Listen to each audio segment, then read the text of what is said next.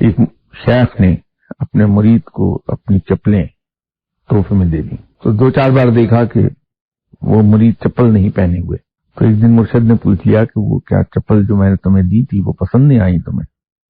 تو اس نے عرض کی کہ یا شیخ آپ کا حکم سر آنکھوں پہ، لیکن احترام کا تقاضا یہ ہے کہ جو چپل آپ کے پاؤں میں رہی اس میں میں اپنا پاؤں نہ ڈالوں۔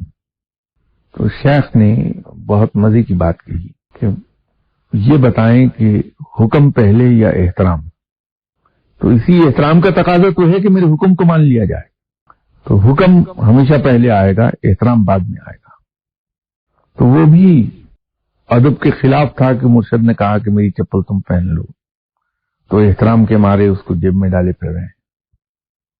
تو جب شیخ کے پاس ہیں آپ، شیخ کے حکم کی بات ہے، تو وہاں حکم اولیت رکھتا ہے احترام پر، کیونکہ اس حکم کا ماننا بھی احترام ہے۔